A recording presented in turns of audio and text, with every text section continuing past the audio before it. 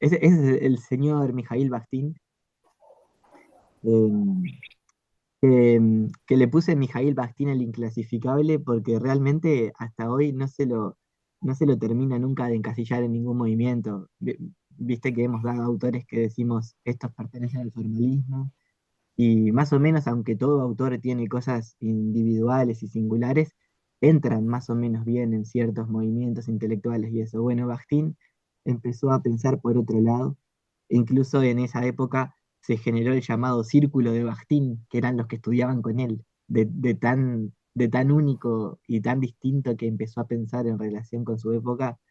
Entonces no es ni formalista, tampoco es del todo lo que vino después, no es semiótico, no es estructuralista. Entonces es alguien que empezó a pensar, incluso anticipó mucho los estudios culturales. Hoy en día se lo rescata desde los estudios culturales.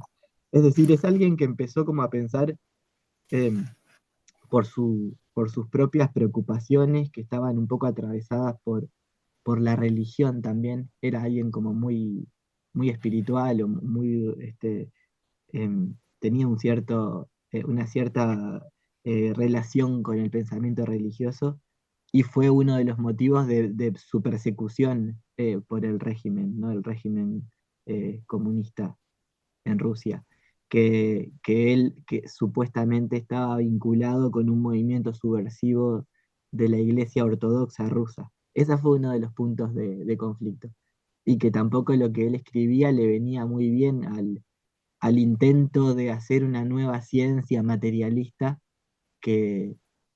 materialista y marxista que tenía la Unión Soviética en sus comienzos, porque para ellos Bakhtin terminaba siendo como un poco un europeo burgués cristiano que con su pensamiento seguía como dentro del misticismo y no permitía hacer un cuerpo de conocimientos cientificistas, materialistas, objetivos de la realidad. Yo no creo que Bakhtin fuera eh, como parte de todas esas acusaciones, pero, pero sí había algo de no estar haciendo una teoría que fuera servil a ningún régimen, ¿no? Y es algo de lo que me parece a mí habla bien de Bakhtin, ¿no?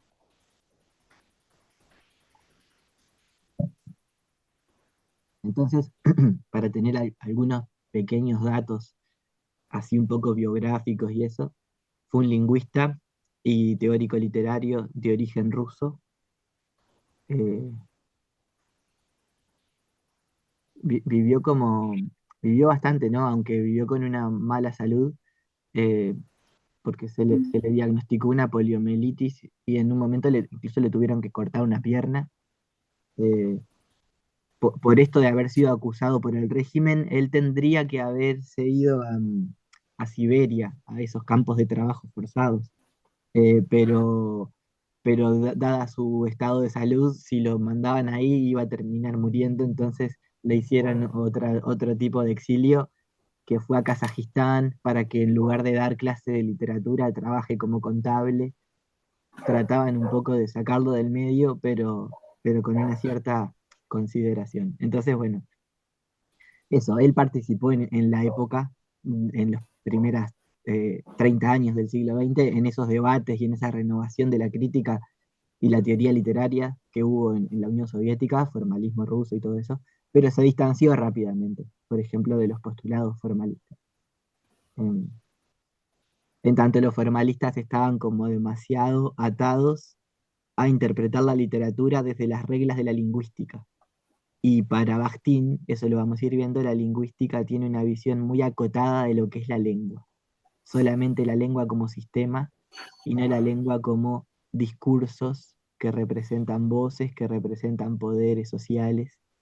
Eh, Incluso si te acordás, como lo primero que empezamos a discutir en la unidad introductoria, cuando nos pusimos a contrastar a Kahler y a Eagleton sobre las hipótesis inmanentes y las hipótesis sociales, acá están bastante mezcladas en Bakhtin. En eso se diferencia de los formalistas, vamos a decir, que un estudio puramente inmanente a Bakhtin le impide pensar porque necesita ir como trascender lo que las palabras en sí mismas están tejiendo para ver trasfondos sociales, trasfondos de poder. Ahora, mientras avancemos en la clase, algunos de estos ejemplos vamos a ver, pero entonces, bueno, se distancia de los formalistas claramente por esa noción que él tiene, no solo de la lengua, la literatura se hace con la lengua, sino con discursos em, y con enunciados. Y él entiende cosas diferentes que Saussure, por ejemplo,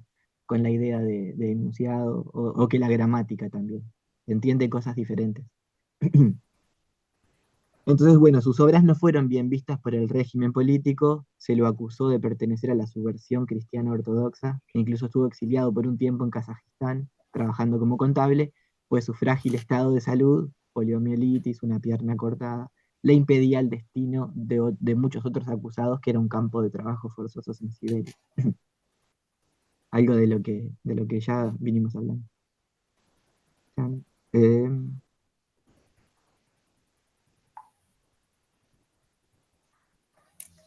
¿Te pasó? ¿Vos ves obra y legado ahí? Sí, Ah, ta. Porque es sí, como sí, que a está. veces toco el botón y se me tranca un poquito, ¿viste?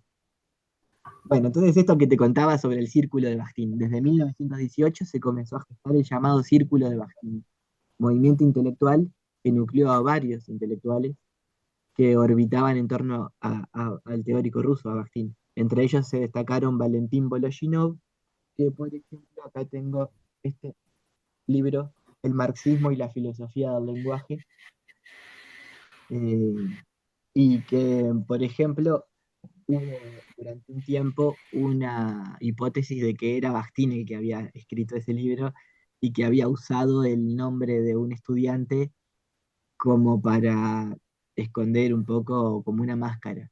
Y después, más bien las conclusiones finales es que, bueno, no, que Voloshinov hizo ese libro y es de él, es del estudiante. Eh, y Pavel Medvedev. Es como traducir Pavel Medvedev. En Occidente, alrededor de los años 60 y en buena medida a raíz de algunos intelectuales europeos como Julia Kristeva, es que Bakhtin se empieza a hacer conocido. Eh, Porque justamente a partir de que el régimen lo había perseguido y se trataba siempre de sacar sus obras de circulación, eh, como que demoró mucho en ser considerado un autor importante. Y recién ahí, como con los movimientos intelectuales, contraculturales, posmodernistas, en Francia y en otros lugares del mundo, hasta en Brasil también Bakhtin empezó a ser rescatado. Cristeva, Cristeva cuando empieza a estudiar las cuestiones de la intertextualidad y todo eso, ahí le parece fundamental a ella para pensar la obra de Bakhtin. Entonces fue de las que más lo hizo conocido en el ámbito académico, internacional, norteamericano, etc. Y acá entonces podemos empezar a comentar un poquitito el texto que yo les mandé a leer.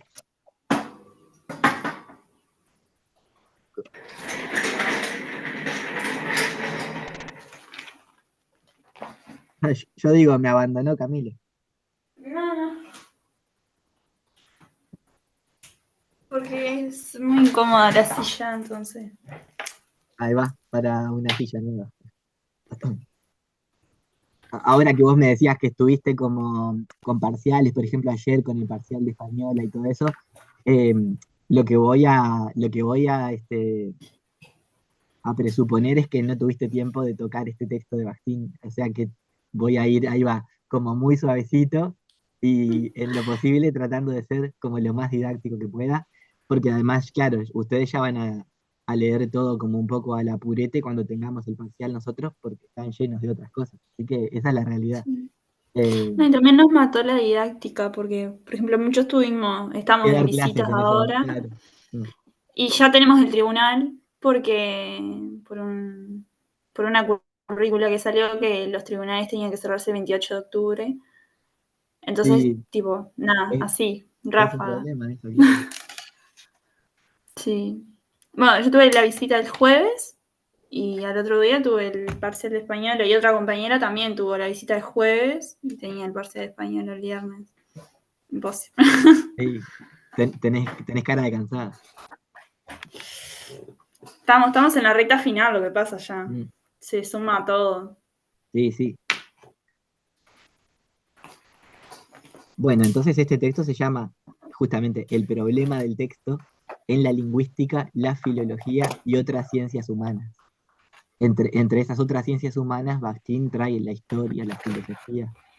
Y eso es lo primero que él va a decir y obviamente lo primero que lo va a distanciar del formalismo también, ¿no? Dice, nuestra investigación se desenvuelve en zonas fronterizas. Él no quiere ocupar solo el lugar de teórico literario, ni tampoco de teórico de la lengua o lingüista, eh, sino que Claro, está como metido. Hola, ¿alguien digamos, saludó? Ah, Brian, yo. Brian, ¿cómo estás? Brian. ¿Andan bien? ¿Todo bien? Ya. ¿Cómo anda, profe? ¿Anda bien? Todo bien, todo bien. Yo Me escuché una alegro. voz ahí Fue, masculina y digo, bueno, Camila fue de llegando. repente le salió otra voz dentro. Eh, Llegamos, llegamos. buenísimo, buenísimo. Estábamos recién empezando con una introducción al autor, quién fue Bakhtin, Ah, bien. qué relación tuvo con el formalismo ruso, con la Unión Soviética, y ahora ya estábamos más o menos metiéndonos a de qué va este campo de problemas.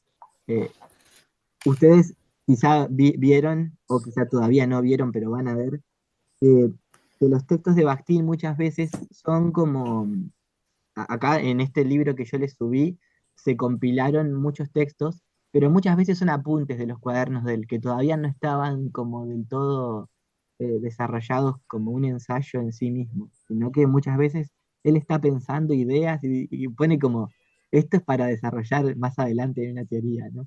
Y entonces es muy divertido leer a alguien como en los entretelones del pensamiento. Está todavía, las cosas están en germen, no están todavía bien explicadas. Entonces eso, a la vez de un atractivo, genera una dificultad de leerlo, porque vos a veces decís, ¿qué está diciendo Martín acá? Puede Parece que ser, dice una cosa y dice la contraria. puede ser relacionado con eso de lo carnavalesco de Bastín. Está asociado con sí, con la cuestión del carnavalismo, que él estudia la Edad Media a partir de la obra como de la Edad Media y el Renacimiento, ese puente, a partir de la obra de Rabelais, de Gargantúa y Pantagruel, y de cómo los discursos se desjerarquizan porque los discursos populares, en la lógica del carnaval, son los que toman el poder y no los discursos y no los discursos oficiales, vamos a decir, sean de religiosos de la iglesia o de los reyes, de las instituciones de control, eh, sino que los otros, a partir de la parodia, de la burla, de la risa, toman el poder. Eso pasa en carnaval mientras dura el carnaval, pero lo que Bastín dice es que hay obras literarias que tienen una lógica carnavalística porque lo hacen permanentemente a partir de la risa, de la parodia, de la burla, de, de los refranes, de un montón de cuestiones. ¿Ustedes se acuerdan cuando estábamos en la escuela y yo estuve en la escuela en un momento diferente que ustedes, me parece? Capaz que no tanto de Brian, pero seguro que de Camila. ¿Qué edad tenés vos, Brian? Yo 34. Ah, sí, estamos cerca. Yo tengo 37, voy a cumplir ahora en Sí, unos días. sí. Eh, Ay, sos de Libra. sí, soy de Libra. Con razón. Ah, ¿qué? ¿Es malo o es bueno? No, No sé no, nada, no. sí, no puedo Yo opinar. tampoco, yo tampoco, por eso le pregunto. O sea, No, para mí es bien, yo me llevo bien con la gente de Libra. ah, Me está, está. agradan los de Libra. Bueno, gracias. Entonces lo que decía es que hacíamos una práctica muy concreta de carnavalismo en la escuela cuando cuando nos hacían parar a todos derechitos a cantar el himno, ¿se acuerdan? Pero en vez de decir orientales la patria la tumba, no sé qué, decíamos orientales la papa el puchero en la esquina murió un carnicero, ¿se acuerdan de eso? Sí. O había chistes con la marcha Mi Bandera también. Bueno, eso es carnavalismo, porque a partir de la lógica del, del refrán popular, del chiste, de la parodia, de la burla, subvertíamos, subvertíamos un texto que era un símbolo emblemático nacional de importancia, ante el cual habría que tener una postura recta, seria, solemne. Y el carnaval se burla de la solemnidad, quita la solemnidad al lugar de poder y pone al lugar de la subversión de la risa y de la parodia. Eso Bakhtin lo teoriza en cierta, ¿no? En cierta literatura que tiene esa lógica del carnaval permanentemente. Usa el carnaval como ejemplo para explicar lo que algunas obras literarias hacen con los lugares establecidos. Es lo mismo que hacíamos de niños con el himno. ¿Me entienden este ejemplo? Sí, como que hace que algo vulgar, vamos a decir, del pueblo tome trascendencia también y como que se enraíce y que se repliegue por generaciones, capaz, porque creo que hasta el día Totalmente, de hoy siguen haciendo totalmente. esa burla, Es esa que carnavalización. es como que hay un gran poder en la cultura popular, que es el de a partir de la parodia, de la burla, del chiste, subvertir permanentemente los discursos de poder que vendrían a ponerte siempre en un lugar sometido, que tenés que obedecer, que tenés que replicar, repetir, eh, y no hacerlo como a tu manera ni con estilo, como borrar tu subjetividad a partir de que sería un discurso que viene como desde arriba hacia abajo. Eso no pasa en la realidad. Es decir, Bakhtin dice, no hay ningún discurso de poder que te someta completamente, no existe. Siempre está tu participación a partir del ingenio o de una resignificación que uno hace, y sobre todo en la literatura, que hace que no esté como sometida a ningún discurso de poder que vendría como desde un lugar solemne a plantear eh, reglas. Bueno, entonces ya en esta cuestión de que Bakhtin trabaja en las zonas fronterizas tenemos un montón de problemas, porque él va a estar todo el tiempo usando palabras que pertenecen a la gramática, a la lingüística, oración, enunciado, discurso, palabra, voz, voz propia, voz ajena. Y no siempre quiere decir lo mismo que lo que entienden esas ciencias, por ejemplo la lingüística. A veces hay que recurrir a la tradición cultural, a la filosofía, para ir viendo cosas que Bakhtin quiere decir, y eso de trabajar en zonas fronterizas lo hace como una obra bastante difícil de leer. Ustedes estando alertas de eso, pueden leerlo con otra soltura, pero si solamente lo van a leer como se lee a otro autor solo de literatura, y no están advertidos, advertidas de que hay que eh, conectar todo el tiempo con otras disciplinas, va a ser arduo y difícil la lectura. Entonces ahí tenemos lo que él entiende por texto. Lo que él entiende por texto empieza a ser como una cosa tan compleja que vos decís, al final no hay ninguna definición simple de qué es lo que Bakhtin entiende por texto. Y para hablar de lo que Bakhtin entiende por texto hay que terminar muriendo como en el fragmentarismo. Por acá Bakhtin dice esto de texto y por acá dice esto otro. Vas como sumando y una cierta idea empieza a surgir, pero no tiene definiciones claras. Es lo mismo que les decía en relación con esto de que muchos textos de él que están ahora publicados y compilados eran apuntes de cuadernos. Entonces no están todavía uniformizados. Por suerte además, porque cuando entonces uno lee ese tipo de textos que están como a medio hacer y son como semilleros para pensar todo el tiempo. Entonces, por ejemplo, a partir de estas ideas que uno puede ir rescatando de diferentes partes, ¿qué entiende Bakhtin por texto? Primero, un texto no es solo escrito, puede ser escrito, puede ser oral. Y entonces ahí otra vez entramos al problema de los textos. No son solo textos literarios, no son solo escrituras, sino que parte de la vida misma está llena de textos. Em, por ejemplo, Bakhtin entiende cualquier frase cotidiana como texto, que puede ser estudiado desde un punto de vista eh, semiológico. No es solo una reiteración de palabras, sino que tiene todo un sentido. Eh, decir buen día. Decir buen día tiene toda una serie de implicaciones culturales. No es solamente una frase de dos palabras. Trae aparejado una serie de comportamientos sociales. Supongo que ustedes dicen buen día y la persona no responde nada. Es horrible, ¿no? Sí, Entonces, buen día como, no es, como Flor entró ahora. Buen día, Flor. ah, ¿entró alguien más? Porque, perdón, yo no estoy mirando bien. Buen día, Flor.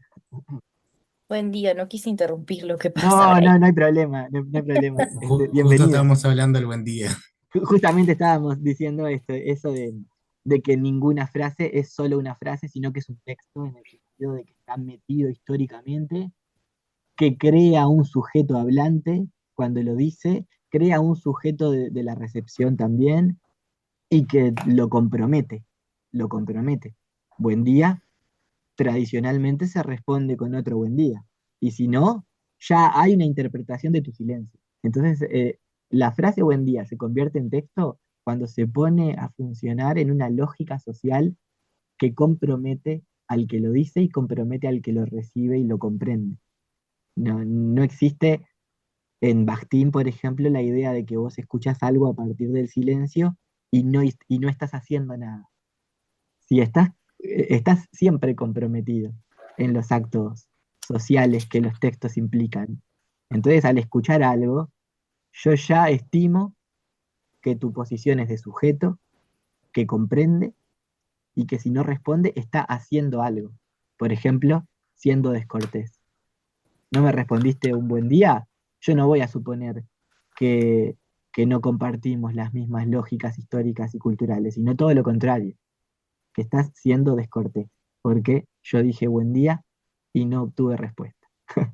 O sea, callarse también es hacer algo en la lógica social que un texto eh, crea, crea a partir de su enunciación misma.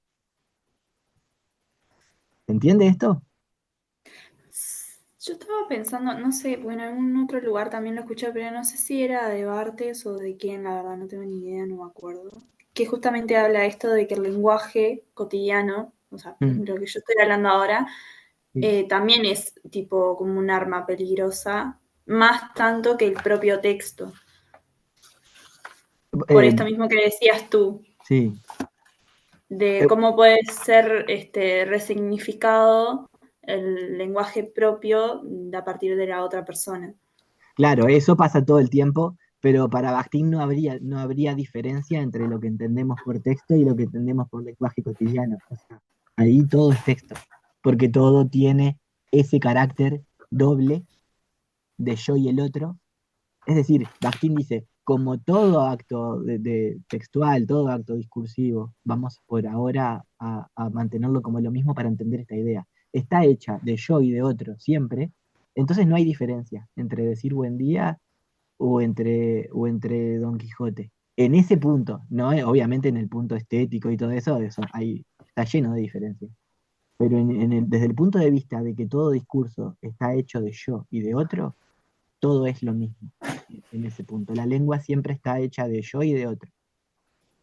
Incluso cuando yo hablo, yo digo yo. Y cuando Camila habló, Camila dice yo. Y no es el mismo yo. La palabra es la misma, pero refiere a dos sujetos autorales distintos. Em, Ahí vamos a ir viendo las diferencias que Bakhtin plantea entre autor real como autor empírico de carne y hueso y autor del discurso. Son dos cosas diferentes. Em, no quiero todavía como saltearme y empezar a explicar eso porque esto es muy difícil y hay que ir más o menos por orden. Hay otra cosa, acuérdense que cuando se nos corte entramos al mismo enlace porque esto va como por partes. Bueno, ¿qué otras cosas dice Bakhtin sobre el texto al tratar de definirlo en diferentes momentos del texto? Dice que es la única realidad inmediata, es decir, como algo así como una unidad mínima. Y pone el ejemplo de la mónada, que viene de la filosofía de Leibniz. Es un filósofo idealista y por lo tanto esas eran las cosas que hacían enojar al régimen. Y este filósofo espiritualista, amigo de la religión, que viene a cargar de idealismo burgués el pensamiento sobre la literatura, sobre la lingüística, y no está colaborando con el régimen, y el régimen quiere volver a plantear todas las ciencias del conocimiento a partir de visiones materialistas y marxistas, de lucha de clases, realidades concretas. Y este me viene a hablar de la mónada, de Leibniz. O sea, es un espiritualista, no nos sirve, vamos a perseguirlo. Esa fue un poco también algo de los problemas que el régimen tenía con Bakhtin. Bueno, entonces dice, el texto es la única realidad inmediata, es como una mónada.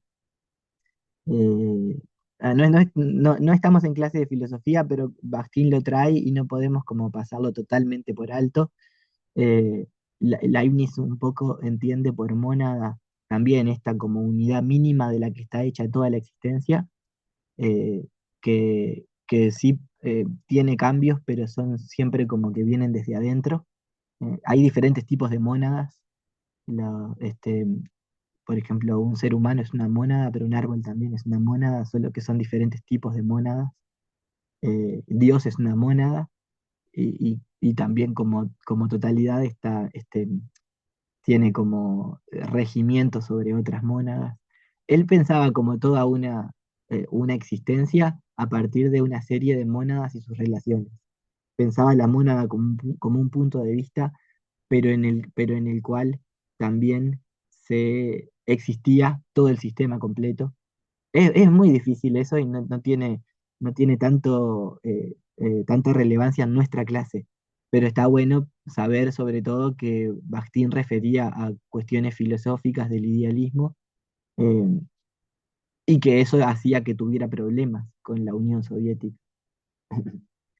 Después dice Bakhtin que el texto es el punto de partida de la investigación para todas las disciplinas humanísticas, que lo que tienen en común es que trabajan sobre el texto, la historia, la filosofía, la literatura, eh, la lingüística, la semiología, todas trabajan a partir de lo que es el texto. Después dice que cualquier conjunto de signos coherente es un texto. Estas son las cosas que le sirven después al estructuralismo o a la semiótica, este tipo de nociones de texto. Entonces un semáforo es un texto. Entonces eh, no sé, hoy en día un código QR es un texto, en el sentido de que son una serie de signos eh, coherentes y que generan una serie de relaciones entendibles entre las partes. Dice también que los textos tienen como un carácter doble, y esa es lo que diferencia las ciencias humanas de las ciencias de la naturaleza. Las ciencias de la naturaleza estudian objetos, por ejemplo, eh, un fenómeno de la naturaleza, como puede ser, no sé, recién dije un árbol, ¿no? Es un objeto. Cuando lo estudias, no te responde, no hace no produce una actividad que lo cambie en tanto objeto de estudio y te haga tener a vos también que cambiar la manera de abordar. Y eso con los seres humanos no pasa. Entonces, las humanidades no trabajan con objetos, trabajan con sujetos. Es decir, la diferencia es que en los conocimientos de la ciencia de la naturaleza, un sujeto conoce un objeto. Y desde el punto de vista de las humanidades, un sujeto conoce otro sujeto. Un texto es un sujeto, un hablante es un sujeto, y entonces permanentemente vos tenés que estudiar algo que está a la misma vez que lo estás estudiando, existiendo, cambiando y cambiándote, con lo cual el lugar del estudio humanístico es muy variable e inestable, porque no estás estudiando un objeto fijo, dado en la realidad, sino una cosa que además te responde, te hace cambiar de posición. Entonces él dice, bueno, siempre es el pensamiento humanístico, es un pensamiento acerca del pensamiento, un discurso acerca del discurso y textos acerca de textos. Nunca es un pensamiento acerca de una cosa, un discurso acerca de una cosa o un texto acerca de una cosa. Entonces él dice, la especificidad del pensamiento humanístico es ese, el doble plano y el doble sujeto.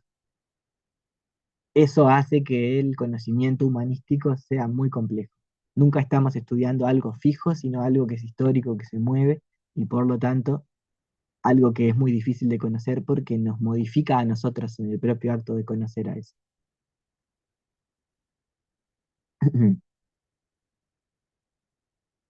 Bien, entonces, Todo texto posee un autor, un sujeto que es el autor, hablante o escritor. Lo que pasa que acá justamente empieza a poner problemas en estas nociones de autores. ¿Qué es un autor? Em,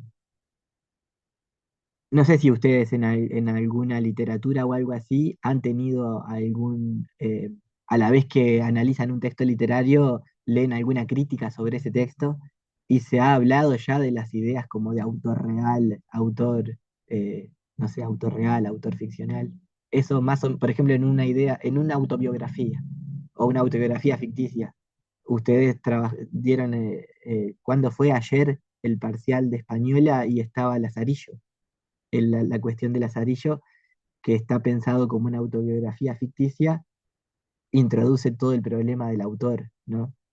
En primer lugar, el personaje puesto como autor de un discurso sobre sí mismo, pero después estaría el otro autor, que no lo conocemos porque es una obra anónima, que se supone que puede llegar a ser alguien humanista, un cura humanista, no sé qué, pero ahí ya hay un problema, el problema del autor.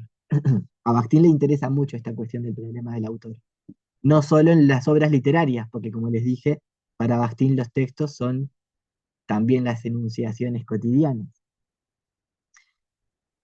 Entonces, cuando yo de niño decía, oriental es la papa el puchero, en la esquina murió el carnicero, yo estaba hablando, parodiando el himno nacional, y yo también estaba siendo hablado por un chiste que yo no inventé. ¿Entienden eso? Yo ahí a la misma vez era un sujeto de enunciación concreto, Fabián diciendo cosas que su aparato fonador estaba diciendo, y a la vez yo no era tampoco el autor de lo que estaba diciendo, eh, porque no lo inventé yo. Y en ese sentido es que Bakhtin empieza a pensar estas relaciones conflictivas, dialógicas, entre el sujeto de la enunciación y el autor de un enunciado. Y hay una serie de problemas. Esto del problema del doble sujeto. No es como que lo que plantea él de esto de la polifonía, de que en realidad Sí. nosotros, en nuestro discurso,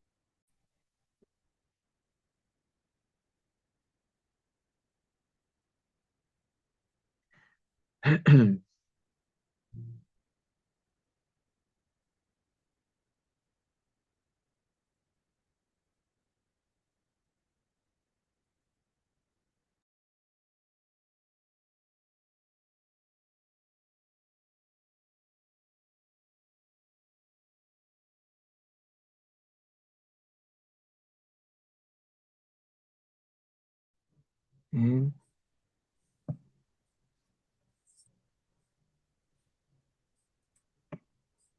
Camila, estabas haciendo un comentario sobre la polifonía, ¿puede ser?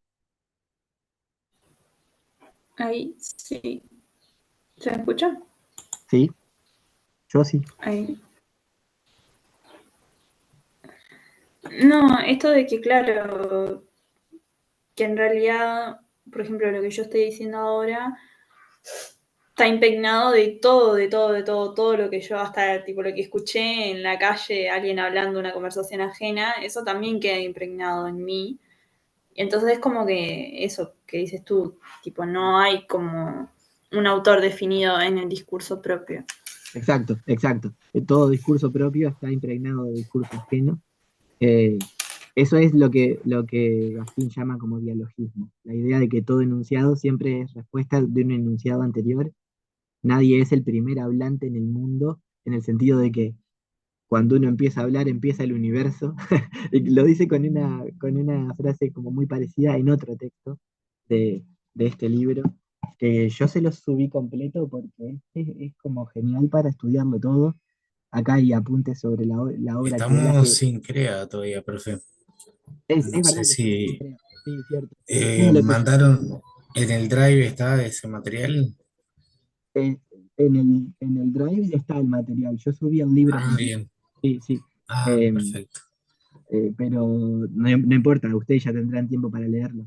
Lo que digo es que este es un libro que los va a acompañar toda la vida y es buenísimo todos los textos que tiene. Ahora estamos dando uno solo por temas de tiempo, pero yo haría un curso anual solo de Bakhtin. Sería maravilloso. Pero, perdón, estaba diciendo que eso Igual quería, creo que está bueno. Ay, perdón, Camila, quería diferenciar una cosa. Esto tiene que ver con la idea de Bakhtin de dialogismo. Y polifonía está más asociado a esto que Bakhtin describe de cómo Dostoyevsky trabaja las novelas a partir de la multiplicidad de voces que hacen que los discursos que estén en esa novela sean contradictorios entre sí, encarnados en personajes, y que vos no puedas decir, esta es la voz de Dostoyevsky, como autor que viene a organizar eh, y a prevalecer como voz principal, como voz del, eh, de la verdad de la novela. Que la polifonía impide que haya una voz autoral única, monolítica, que sea la verdad de la novela. En la polifonía, y para Bakhtin es Dostoyevsky el que lo lleva mejor a la novela moderna, no hay nadie que te diga, esta es la voz de la verdad de la novela. Todas se contraponen y no hay conclusión. Eso es polifonía. Está basado en la noción que vos dijiste del autismo, de que eh, todas las veces que alguien habla, también está su voz propia atravesada por la voz ajena.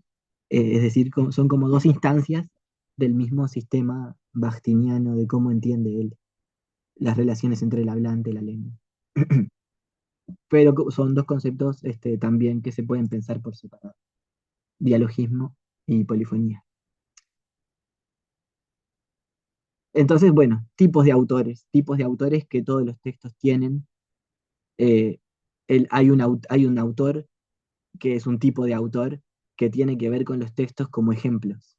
Y ahí dice los juicios ejemplares, los silogismos. ¿Vieron que en filosofía se trabaja por silogismos, por ejemplo? Todos los hombres son mortales. Eh, Sócrates es hombre, Sócrates es mortal, ¿no? La premisa general, la premisa mayor, la premisa menor y la conclusión.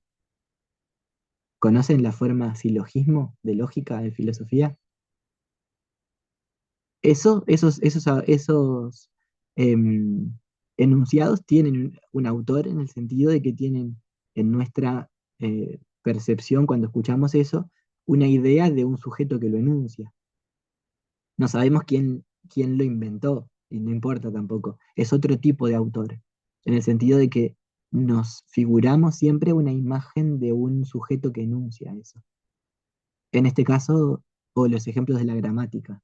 Cuando abrimos, no sé, ustedes si trabajaron con la RAE, con la gramática de Alarcos, con varias, pero ahí hay un montón de ejemplos puestos así ad hoc para explicar una cierta relación gramatical.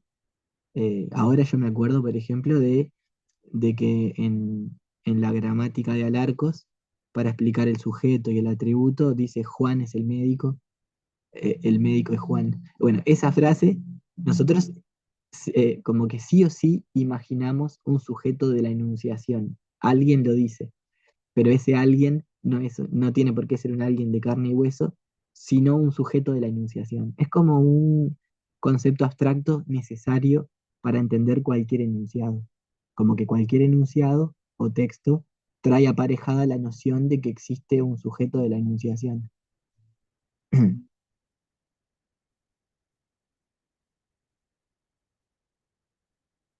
Bueno,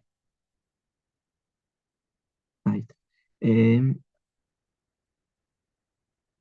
Eso es el autor del texto en un texto pensado como ejemplo.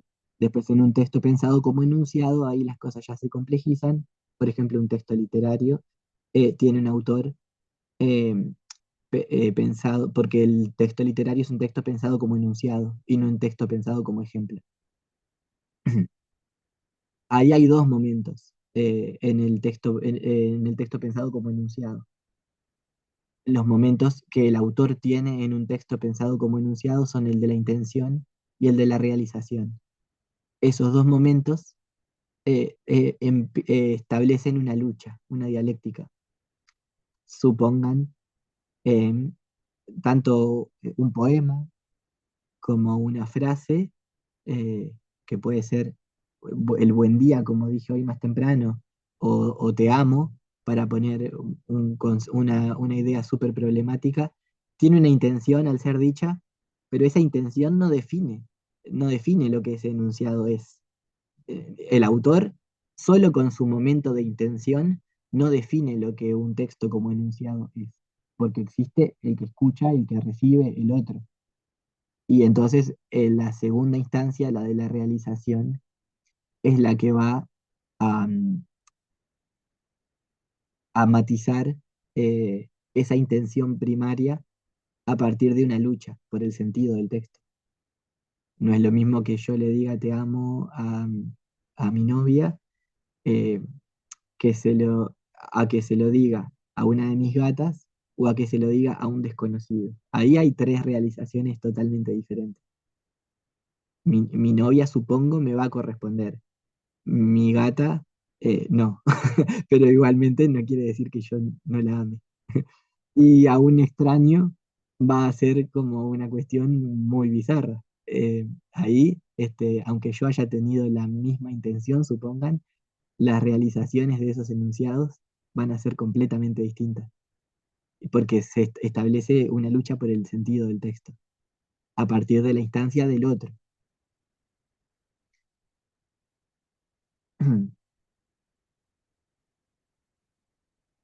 Bueno, hay una serie entonces de eso, de lo que Bakhtin llama relaciones dialógicas entre los textos, del yo y del otro, del hablante y del oyente, de la enunciación como acto concreto y la enunciación como un acto discursivo histórico, y esto es lo que decíamos de que aunque un sujeto concreto de la enunciación sea el que dice cierto enunciado, el enunciado en sí mismo está cargado de historia y eso complica la idea de que sujeto de la enunciación concreta y autor siempre sean la misma cosa.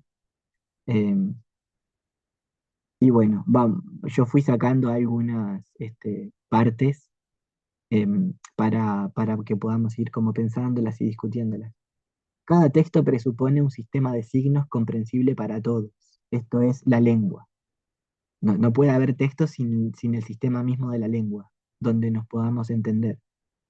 Si detrás de un texto no está la lengua, ya no se trata del texto, sino de un fenómeno natural, no sígnico. Por ejemplo, un complejo de gritos y gemidos naturales que carecen de sistematicidad lingüística.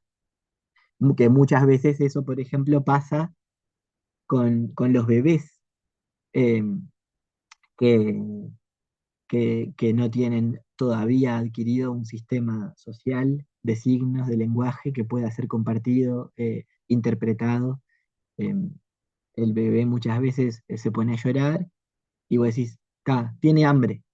Lo pones ahí con la mema o en la teta de la madre, no para.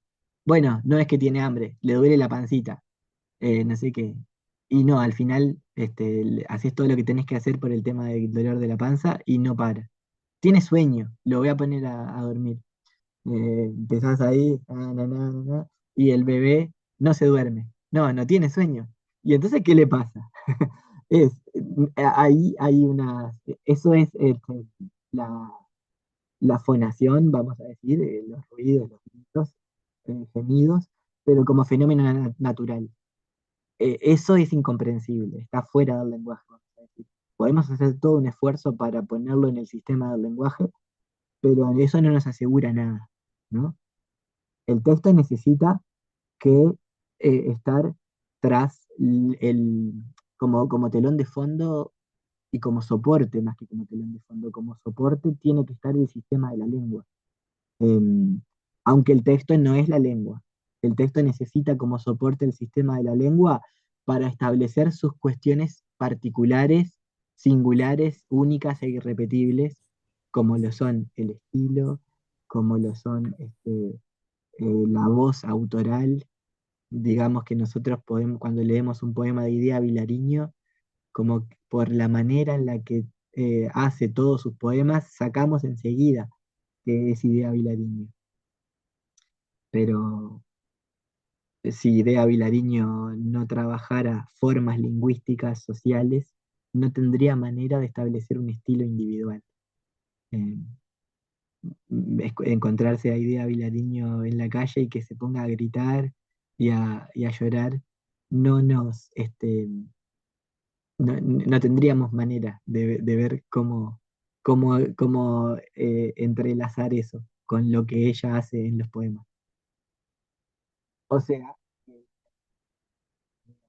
de, de, de texto como elemento único e irrepetible, necesita como soporte los elementos repetibles, sociales, en relación con la sistematicidad de la lengua. Dice Bakhtin, detrás de cada texto está el sistema de la lengua, pero el texto no es el sistema de la lengua.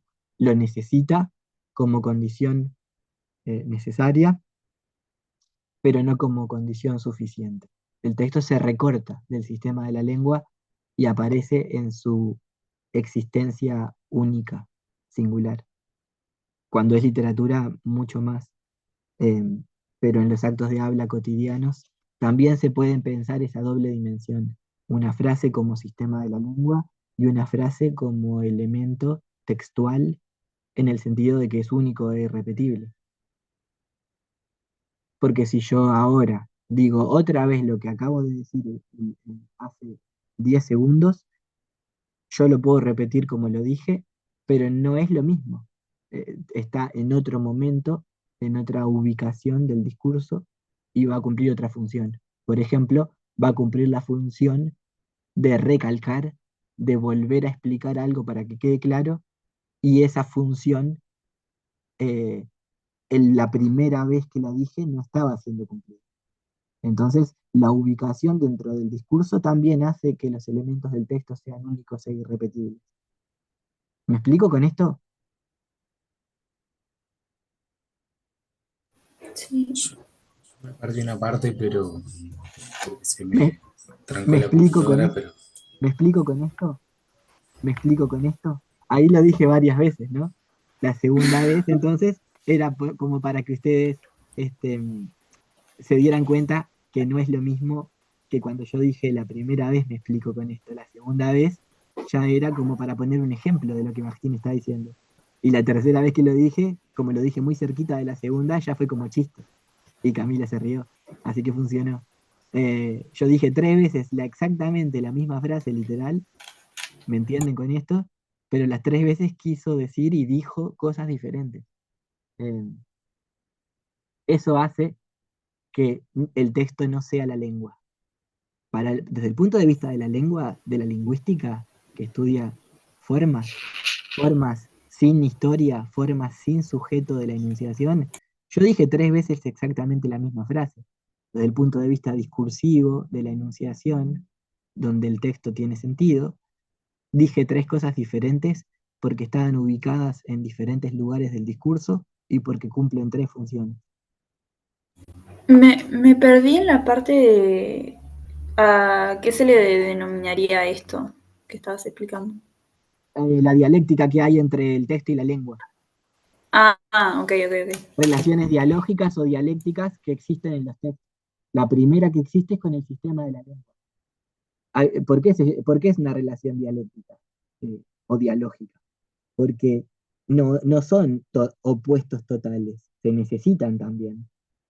No existe texto sin sistema de la lengua, pero no existe texto que sea idéntico al sistema de la lengua tampoco.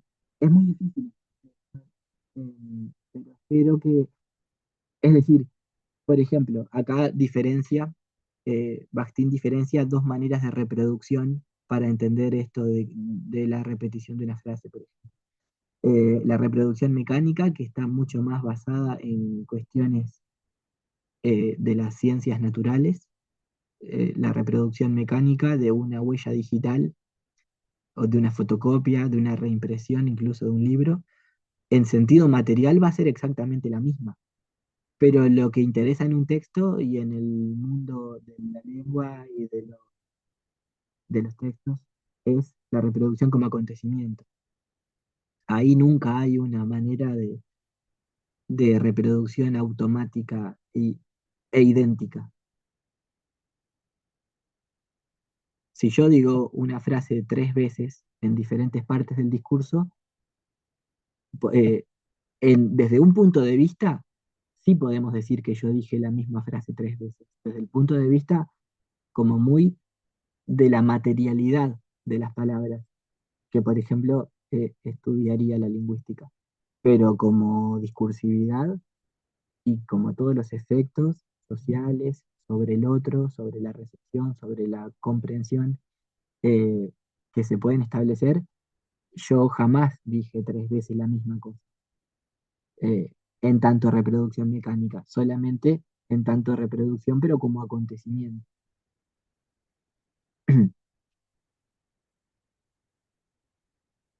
Ahí están, por ejemplo, las ideas de Bakhtin pone algunos ejemplos. La relectura, nosotros agarramos un libro y lo leemos 2 veces, la segunda vez no es el mismo libro que nosotros, eh, ni hablar si pasaron años, que pasó bastante tiempo entre una lectura y la otra, ¿no? Una nueva puesta en escena, podemos ir a ver una obra de teatro 2 veces y supongan que están exactamente los mismos actores, que es el mismo texto, que es el mismo dramaturgo, el mismo director, eh, hasta el mismo público si quieren. Van las mismas personas que se sientan en los mismos lugares, pero una nueva puesta en escena va a hacer sí o sí que esa reproducción no sea mecánica, sino que sea un acontecimiento. Y una cita también lo pone como ejemplo, porque uno puede recortar así como textualmente una parte de un libro y ponerla en otro texto, y eso ya cumple una función totalmente distinta. Puede ser la función de epígrafe. em, ¿Saben lo que es un epígrafe, no? Muchas veces cuando empiezan los libros, en la primera página tienen citas de otros libros. Eh, a eso se le suele llamar epígrafe. Em, y, pero también no solo en la literatura, hay fórmulas sociales, fórmulas sociales como los refranes y todo eso, ¿no? Cada vez que alguien repite un refrán, está aplicado a una situación concreta, a un contexto histórico. Entonces nunca es reproducción mecánica. Siempre es reproducción como acontecimiento.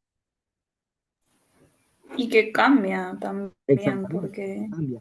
Pero incluso sí. diciendo el mismo refrán. Supongan que eh, si yo digo, como es tanto va y cántaro la fuente, que al final se rompe. Em, lo puedo decir aplicado a un montón de circunstancias y en todas va a tener su función como de dejar como una cierta enseñanza a partir de la experiencia de algo, em, y nunca entonces es una reproducción mecánica, porque aplicada a una situación, ese refrán recibido o escuchado, em, o puesto en relación con los demás frases de una manera y en otra situación quizás es entendido de otra. Alguien puede alegrarse porque vos dijiste ese refrán hacía en tal momento y en otro momento puede enojarse, ¿no? Entonces, eh, cuando la gente dice, te lo dije, eh, muchas veces tiene como una posición como de sanción y otras veces hay que reconocerlo. Entonces, el te lo dije, pero nunca es el mismo tampoco. Vieron que todas estas cosas interesan muchísimo a la literatura, eh, porque la literatura está hecha de enunciados en el sentido de frases que pueden ser las mismas que en la lengua cotidiana, pero en el contexto de la literatura se, se renuevan permanentemente y, y empiezan a tener una serie de funcionalidades distintas, son las mismas y nunca son las mismas también. Entonces es con Bakhtin que podemos entender esa complejidad y ambigüedad que la literatura tiene. Pero además la literatura trabaja con las voces populares y con las de la vida cotidiana. Los personajes intentan hablar como hablamos nosotros. Entonces todo este nivel de estudio que Bakhtin tiene es fundamental para entender.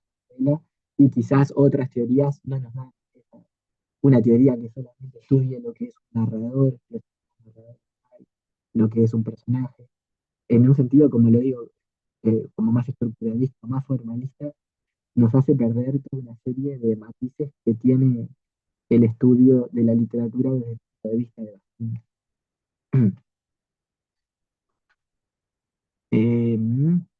Otras, esto en todo caso puede ir quedando como un poco o repetitivo o confuso, pero porque son así los textos de Bakhtin, como les decía. Muchas veces él vuelve a reelaborar una misma idea que dijo hace 2 páginas atrás y la dice de una forma distinta.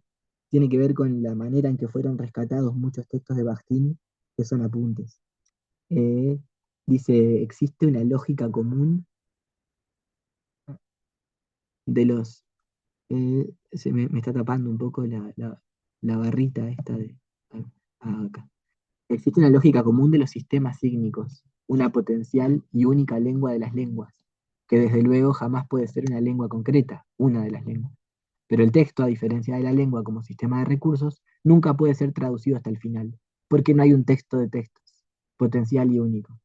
Acá, entonces, dentro de dentro de estas relaciones dialécticas que hay entre la lengua y el texto, está esta, por ejemplo.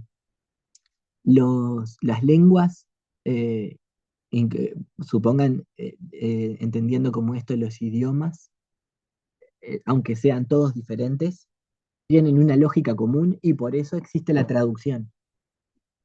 O sea, tiene que existir por fuerza una idea de lengua eh, a lo Platón, ¿no? Como una idea de lengua que es el principio necesario que tenemos que pensar para entender la idea de traducción, aunque no sea perfecta. La gente se termina entendiendo entre lenguas diferentes. Entonces tiene que existir un principio que iguale todas las lenguas. Es el principio abstracto que permite la práctica misma de la traducción entre lenguas incluso muy distintas en su origen también. Em, Entonces, tiene que existir esa lógica común.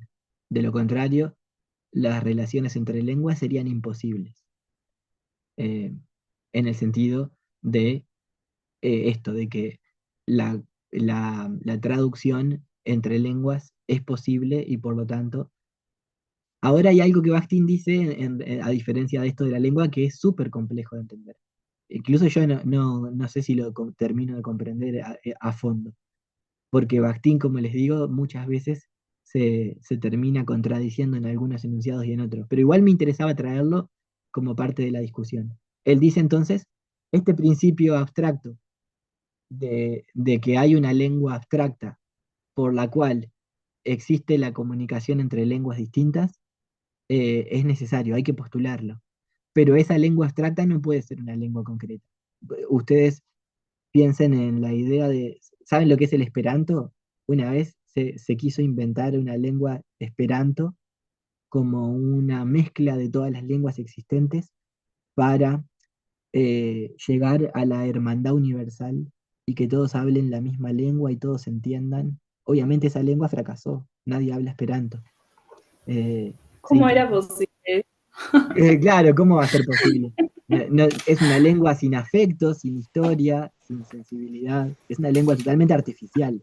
Las intenciones Claro. serían buenísimas, ¿no? Que la gente se entienda, que exista una comprensión universal, en vez de que todo el mundo hable su lengua eh, y la comunicación, salvo de forma imperfecta, mediante traducciones, sea imposible. Bueno, hablemos todos esperanto. Y tomaron partecitas de todas las lenguas concretas para armar otra lengua más pero no dejaba de ser una lengua concreta. Entonces Bakhtin dice, esto no es ese principio abstracto de lengua única que permite que todas las lenguas entren en relación de traducibilidad, no puede ser una lengua concreta, tiene que ser un principio abstracto. Cuando el Esperanto quiso ocupar ese lugar, eh, fracasó, no existe, no funciona. Y después dice, pero el texto, a diferencia de la lengua como sistema de recursos, nunca puede ser traducido hasta el final. porque no hay un texto de textos potencial y único. No existe la idea de texto abstracta que nos haga hermanar y, y- y permitir la traducibilidad de todos los textos.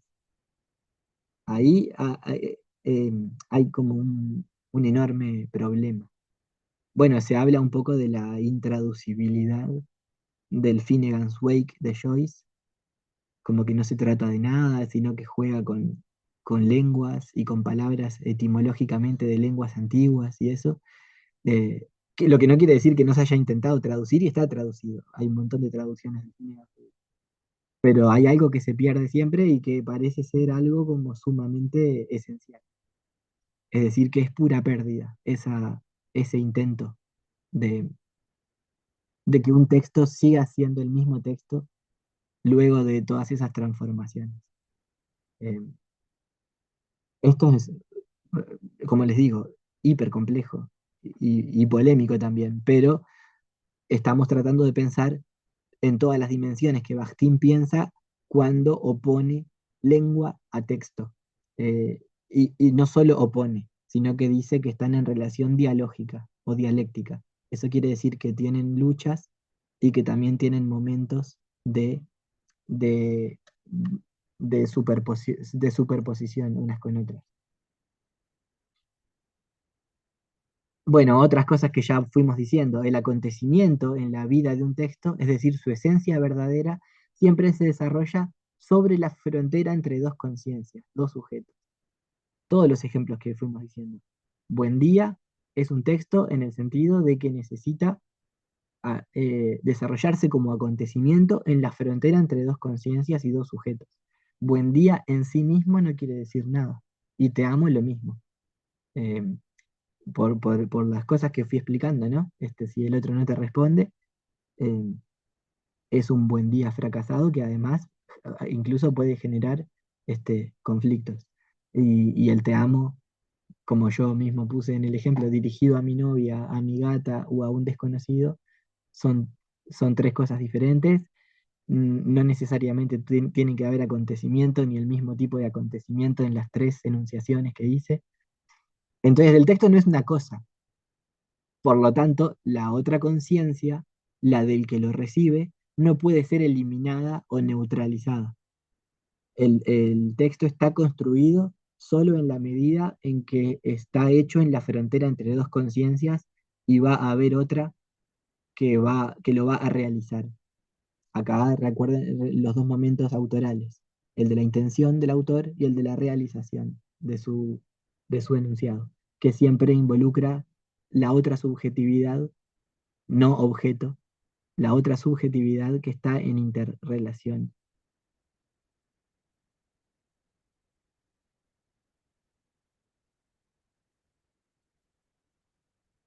Bueno,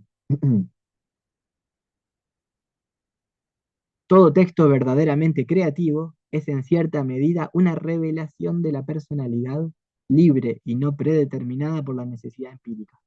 Acá es que Bakhtin se mete en problemas complejos porque por un lado está diciendo todo esto de cómo la lengua y el texto tienen relaciones dialógicas y ahora trata de salvar el estilo del autor, es decir, cómo explicar cómo un texto literario puede generar eh, una, una enunciación única, irrepetible, con un estilo, con una singularidad, si está hecha de lengua.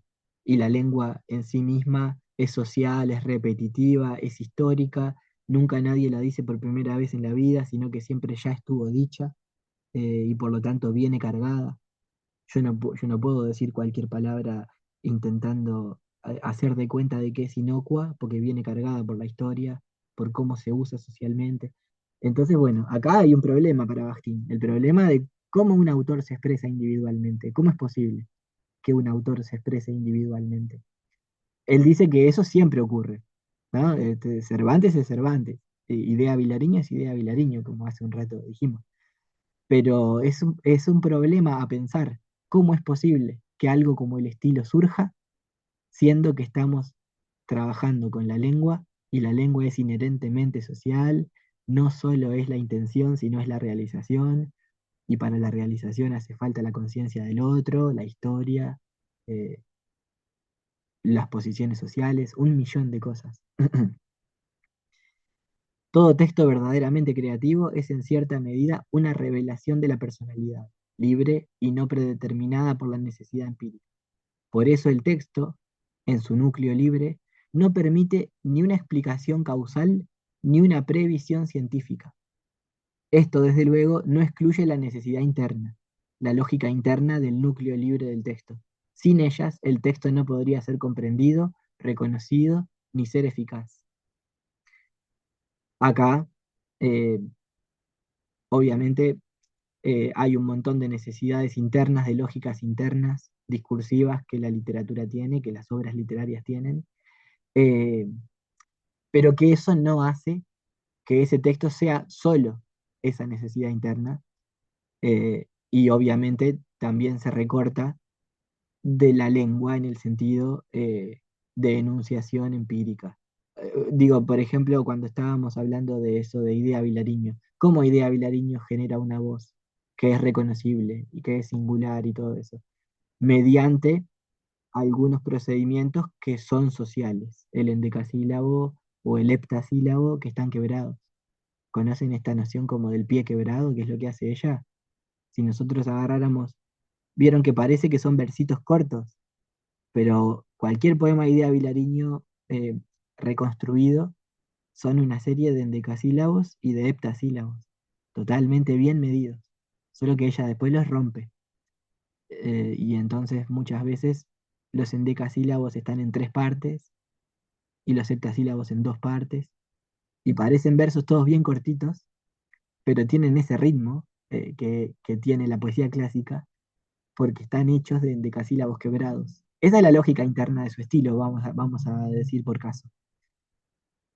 Eso lo logró ella, lo hizo de una manera que termina siendo Vilariño indiscutidamente.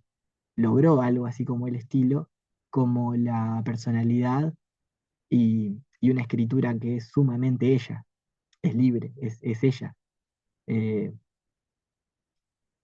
pero está hecha de necesidades internas y de lógicas internas del texto mismo.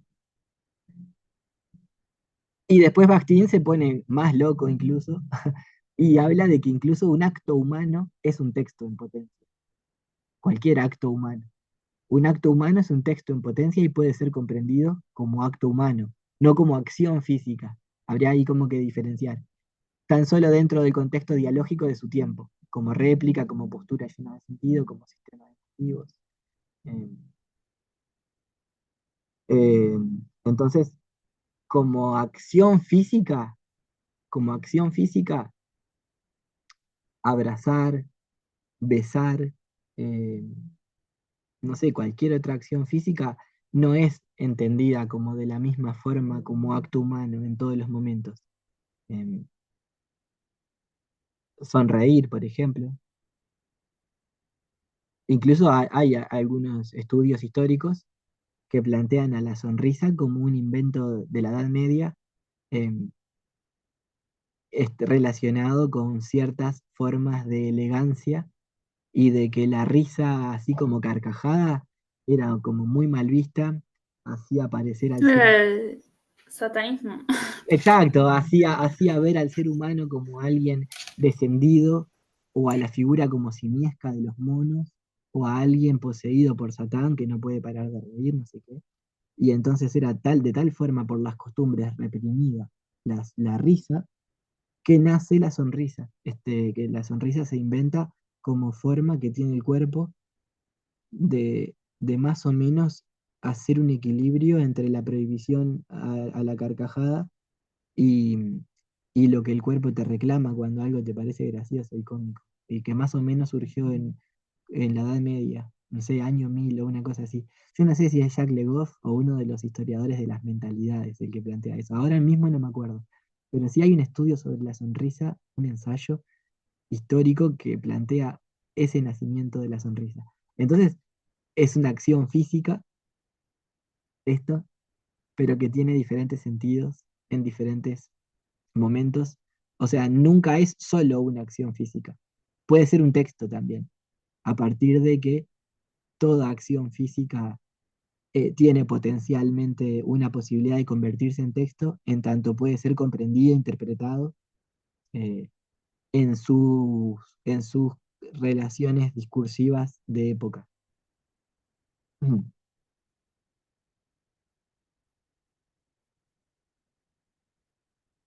Bueno, como les digo, muchas cosas se van repitiendo eh, porque Bakhtin las retoma permanentemente, pero no por eso deja de tener sentido seguir diciéndolas. Sujeto discursivo y autor del enunciado no son la misma cosa, aunque pueden coincidir. Eh, Hay, por ejemplo, formas verbales que las asociamos con la autoridad, ¿no? Si yo digo, bueno, cuando termine esta clase, archívese, guárdese, ustedes enseguida van a entender que yo estoy parodiando un cierto tipo de discurso que tiene que ver con el discurso legal, donde los documentos, los comunicados públicos suelen tener esas formas verbales de archívese, eh, entiéndase, no sé qué. Entonces yo ahora empiezo a decir eso y ustedes van a captar enseguida mi parodia. Otra cosa que a Bakhtin le interesa muchísimo es la idea de parodia. Yo soy el sujeto discursivo porque Fabián Moni está hablando ahora, pero no soy el autor del enunciado. Enseguida, detrás de mí y de mi intención y de mi creación concreta de un texto único y irrepetible, van a encontrar otro autor de ese tipo de discurso, de ese tipo de enunciados, el de archívese, que corresponde a otro universo discursivo que es el de la legalidad, el del derecho.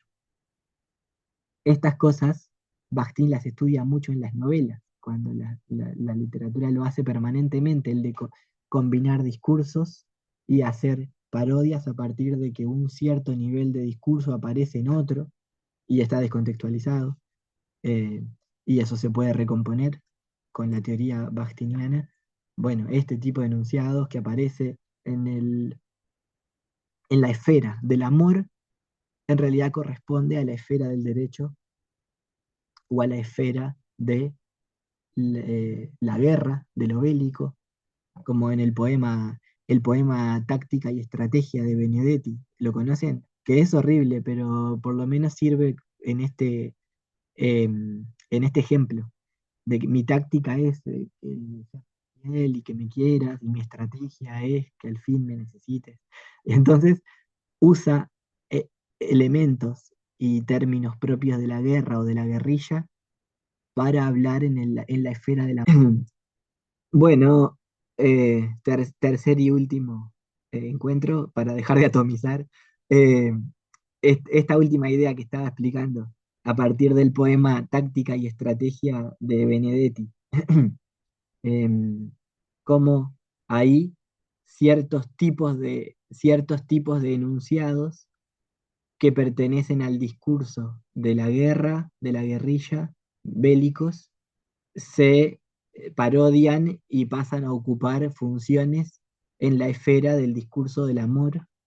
Es algo que la literatura permanentemente hace y que a Bakhtin le interesa estudiar como relaciones entre discursos, eh, que la literatura eh, descontextualiza para darle otros valores estéticos, otras funciones. Entonces, Bakhtin tiene una definición, eh, esta sí, como bastante fija y más o menos fácil incluso de memorizarse, a diferencia de otras veces, cuando quiere definir texto, no sabemos de qué está hablando porque dice 2 millones de cosas y muchas veces son distintas entre sí.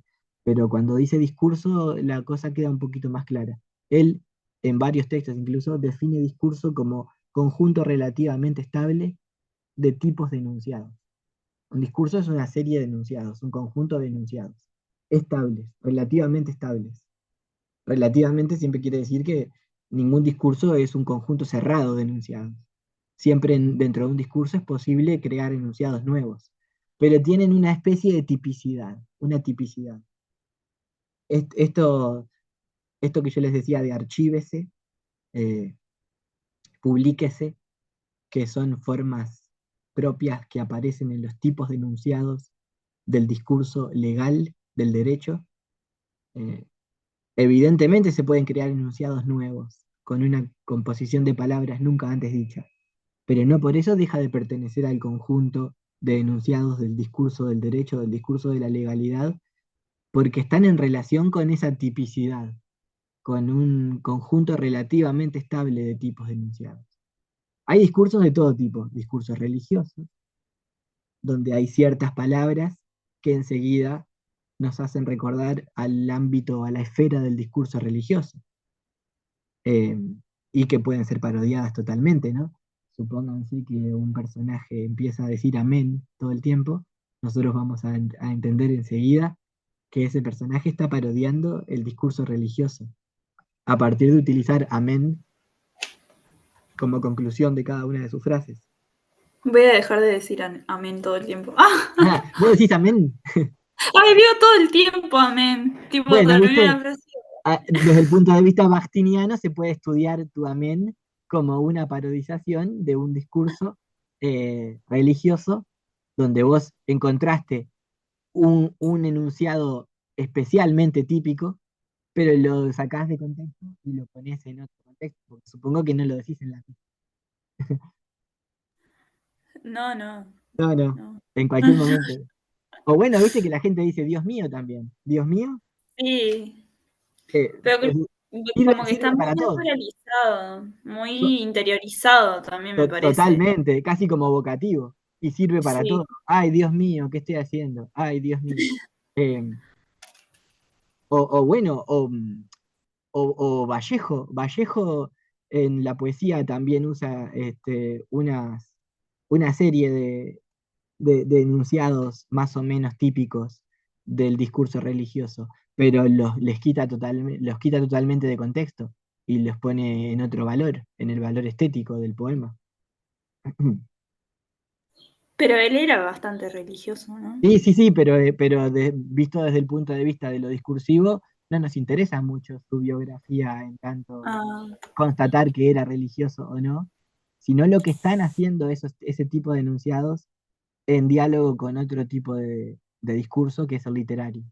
Los enunciados del discurso religioso, quitados de contexto y puestos en el discurso literario, cumplen funciones estéticas independientemente de lo que Vallejo haya querido o suponemos que haya querido hacer, em,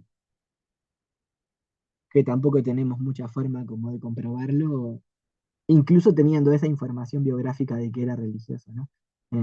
Entonces, por eso mismo hoy decíamos más temprano que un texto nunca es solo su intención, sino también su realización, y que ahí participa la conciencia ajena, la conciencia del otro. Em, Acá están todos los problemas de el autor y la imagen del autor, eh, y a esto me refería con decirle a Camila que no importa tanto. Aunque cuando lo sabemos tampoco lo podemos dejar de hacer funcionar en cierta medida. Pero no importa tanto el autor real y concreto y lo que sepamos biográficamente y empíricamente sobre ese autor, eh, es el que escribe el texto literario, es el que lo organiza, pero dentro existe una duplicidad que es una imagen de autor que nosotros nos hacemos cuando empezamos a leer eso, y que muchas veces puede no coincidir con el autor real, sobre todo cuando no sabemos quién es. Eh, por ejemplo, eh, Elena Ferrante nunca dio la cara. No, no hay fotos, no hay discursos, no hay entrevistas. Entonces, hasta hoy en día, todo el mundo lee los libros firmados como Elena Ferrante, como supuestamente escritos por una escritora italiana. Pero supongan que es un seudónimo y que no sabemos qué persona está atrás. Ahí la imagen de autor que nos hicimos es claramente distinta del autor real empírico. Ahí puse un ejemplo muy extremo, pero en cualquier obra, el autor real y la imagen de autor que ese discurso literario genera son dos cosas que hay que pensarlas en dos niveles, siempre. Muchas veces el narrador externo está, está traficando ideas del autor que no sabemos bien cuáles son. Las podemos como intentar eh,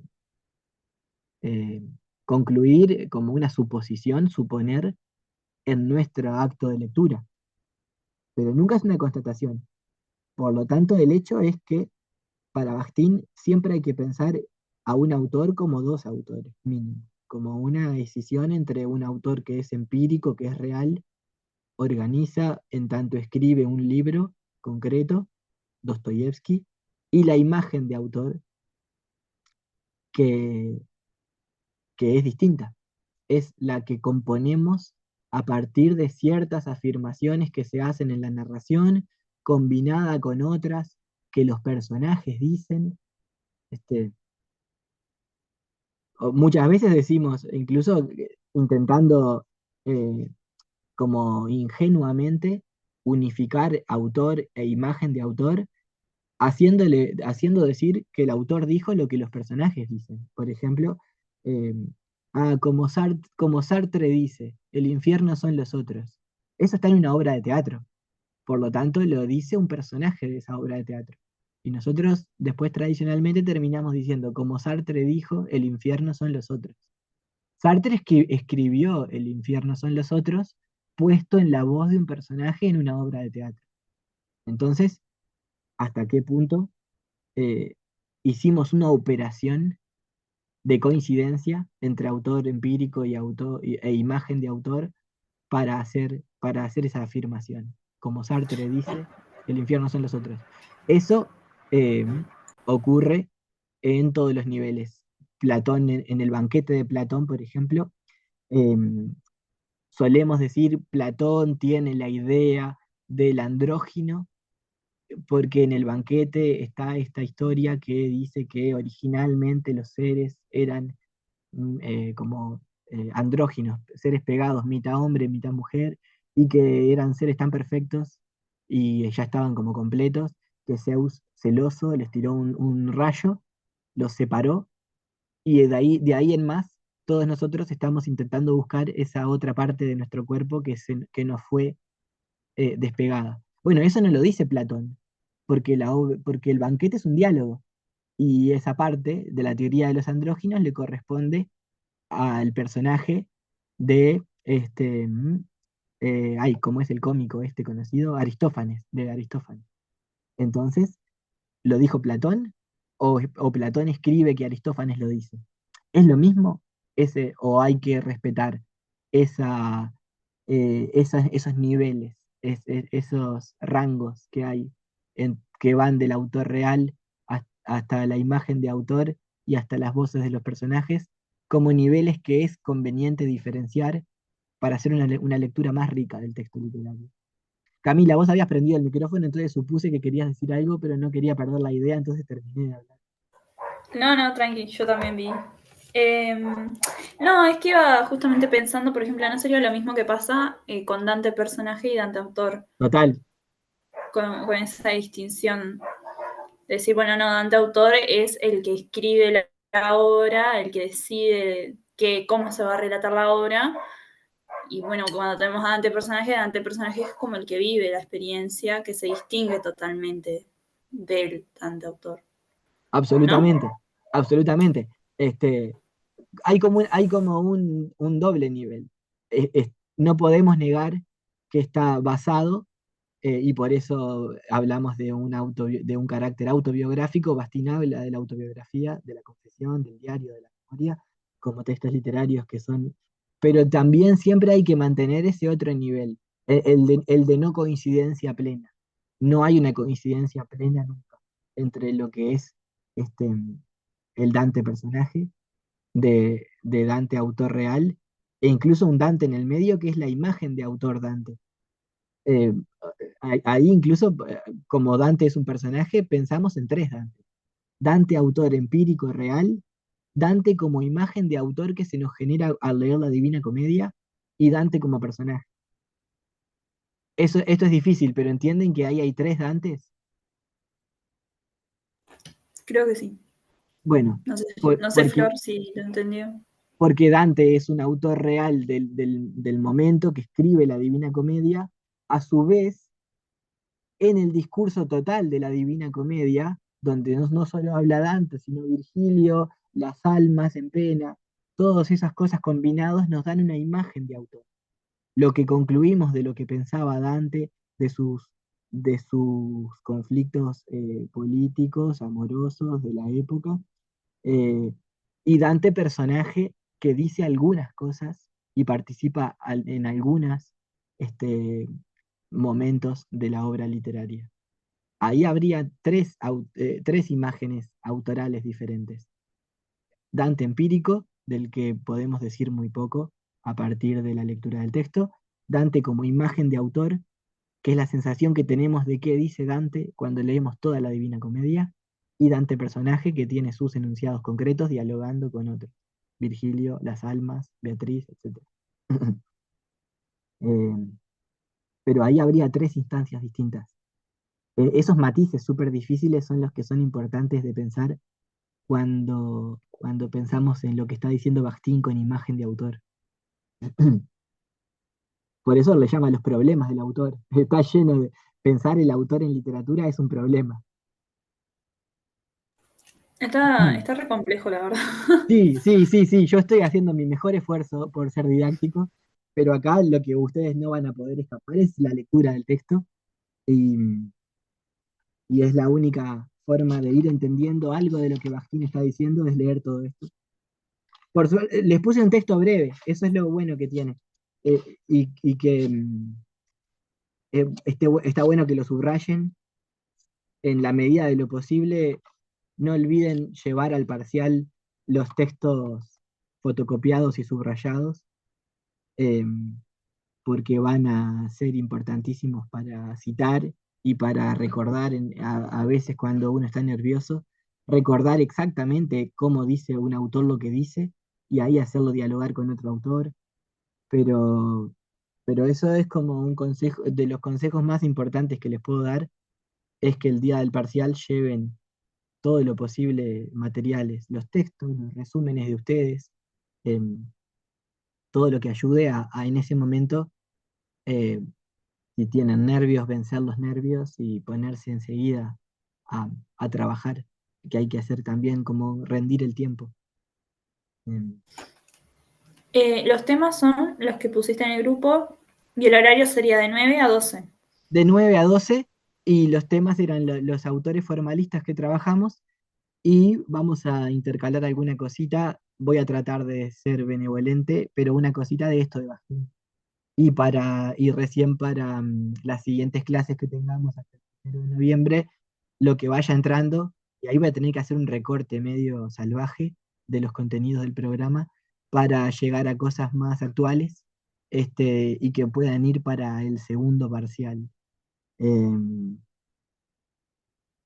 Porque con este ritmo vamos a perder mucho de lo que es la posmodernidad, donde se empiezan a discutir otros temas, como la relación directa entre la literatura y la política.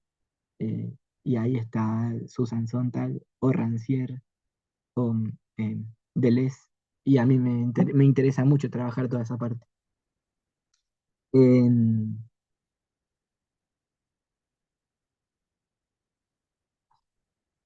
Vamos a hablar de una última cosa y cortamos porque ya es una clase muy densa, muy larga y, y estas cosas simplemente se van a aclarar cuando ustedes lean el texto que mandamos, ¿está? Yo Em, quería consultar, o sea, no, decime Camila, sí, para ver si voy bien.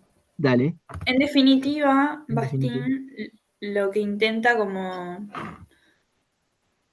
separar Sí, es esta idea del autor y de la obra en sí. totalmente, sí, que es parecido y que no solo es parecido, sino que influye directamente en esa separación fundamental que hacen los estructuralistas, hasta llegar a Barthes diciendo la muerte del autor, eh, que tiene que ver con el nacimiento del lector, en tanto sujeto activo, constructor del sentido del texto, y Foucault diciendo no hay autor, hay función autoral, hay una función autor, y pone el ejemplo de Homero. este, Tenemos una función, porque tenemos a Homero como una autoridad histórica y sus obras son vastísimas, pero ni autor ni obra son fenómenos objetivos en sí en la vida, sino que lo que hay son textos y la noción de obra es simplemente un abstracto que hacemos de reunir un montón de textos y dotarlos del mismo autor. Y lo que hay son eh, escrituras. Y la idea de autor es también armar una función para que todas las cosas publicadas bajo el nombre eh, Paul Oster o Samantha Schweblin coincidan y tengan un autor en común. Pero entonces es autor como noción abstracta y obra como noción abstracta son cosas eh, que Bakhtin está haciendo, como vos decís, y que son las que influencian al estructuralismo, por ejemplo. Em, Como que sin estos descubrimientos que Bakhtin estaba haciendo, no habría habido en esa forma tan aguda eh, la separación de autor y de obra que hacen los estructuralistas, como dije, Barthes y Foucault, por ejemplo, que en cierto sentido tienen buena parte de su obra en lo que se llama el postestructuralismo. También Barthes y Foucault se desquitaron el lastre de estructuralismo como algo que los terminaba eh, acotando y poniéndoles como una cárcel mental. Em, Entonces, esta pregunta que a él, que a Bakhtin lo vuelve loco, y que lo hablamos hace un rato cuando dijimos, ¿qué posibilidades tiene un autor de hacer una lengua singular, única, eh, irrepetible, personal, cuando está trabajando con la lengua, que es naturalmente social, que tiene una historia y todo eso? Acá se pregunta, ¿en qué medida son posibles en la literatura los enunciados puros, no objetivados, univocales? La palabra en la cual el autor no percibe una voz ajena, en la cual se refleja únicamente el autor y todo el autor. ¿Puede funcionar como material de construcción para una obra literaria? ¿No será que un determinado grado de objetivación es una condición necesaria de todo estilo? ¿Cómo entienden ustedes estas preguntas finales que se hacen?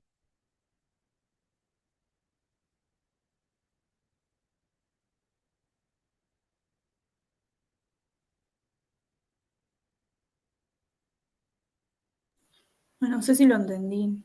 No sé, Flor. Ah, como que para mí, por ejemplo, el no será que un determinado grado de objetivación es una condición necesaria de todo estilo, es como que uno. Ay, no, no sé, no encuentro las palabras. Como que como que no se podría prescindir absolutamente de de la lengua, algo que había dicho antes, ¿no? Del sistema de la lengua, de las palabras como también atravesadas por las voces de los otros, como condición necesaria para la creación de un estilo. Es decir, que no puede haber palabra únicamente autoral. Eh, Como que no existiera eso. Pero no lo dice afirmándolo, lo dice mediante preguntas. Entonces, eso es como también súper rico y súper interesante en Bakhtin, que muchas veces solamente pone preguntas, consideraciones que va, intuiciones, oscila, no termina de afirmar. A él le parece un problema eso, lo quiere estudiar como problema.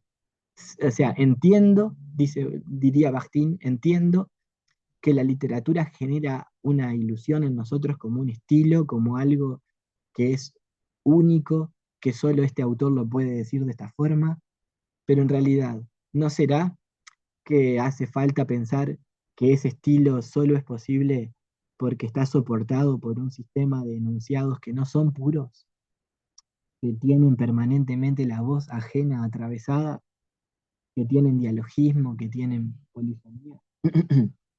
Abajo dice, ¿no será que el autor siempre se ubica fuera de la lengua en cuanto a material para una obra literaria?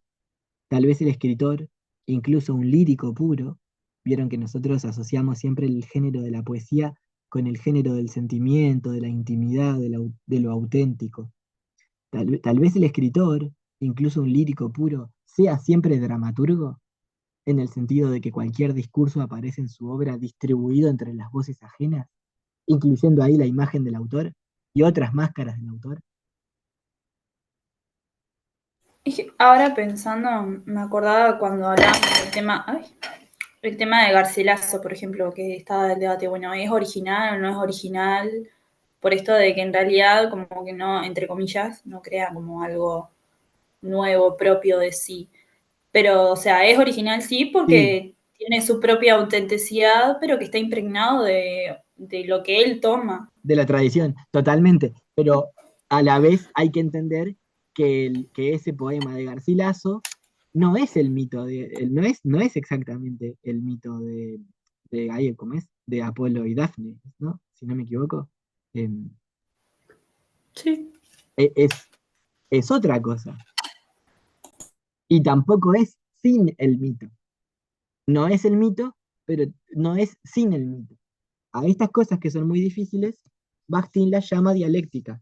No, no Bakhtin está basado en Hegel y en un montón de autores que ya han pensado que la realidad es dialéctica, no es monolítica, por lo tanto las cosas son con- eh, in- esencialmente contradictorias y ambiguas y que están hechas de una cosa y de su opuesto al mismo tiempo.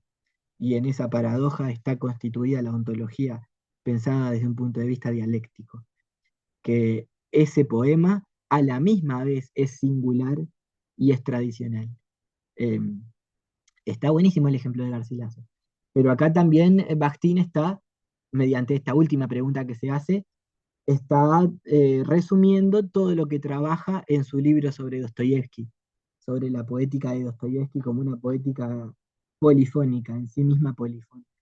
Tal vez el escritor, Dostoyevsky, sea siempre un dramaturgo, en el sentido de que cualquier discurso aparece en su obra distribuido entre las voces ajenas.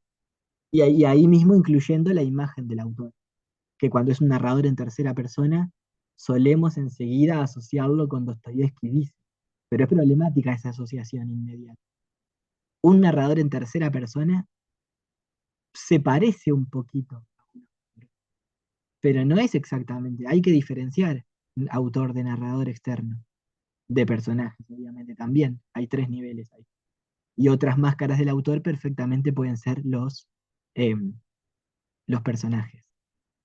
Y acá con esto que llama autor, imagen de autor y máscara de autor, es que podemos ver los tres niveles que expliqué hace un ratito en relación con la Divina Comedia. Está el Dante Alighieri, real, concreto, que vivió entre el siglo XIII y principio del siglo XIV. Está la imagen de autor Dante que nos hacemos cuando leemos sus obras, eh, no solo la Divina Comedia, sino la Vida Nueva, eh, el elogio a la monarquía que él hace, los poemas de amor, etc. Todo eso nos genera una imagen de Dante que no coincide exactamente con el Dante empírico, no tiene por qué. Y después el Dante personaje. Eh, Además, hay una raíz etimológica de máscara que en griego se decía persona y que por lo tanto se asocia con personaje. Es tremendo esa etimología, ayuda mucho a pensar a Bastín. Máscara, persona, personaje, porque nosotros usamos la palabra persona en el sentido de autenticidad, y en realidad etimológicamente persona viene de máscara. Es muy sugerente eh, u- estudiar esa etimología para cuestionar la idea de que una persona implica autenticidad, implica univocidad en lo que dice, eh, una condición totalmente singular, personal, única, eh, si es que estamos siempre atravesados por las voces ajenas y la voz del otro. Y bueno, y con esto y un cierre de oro, terminamos la clase.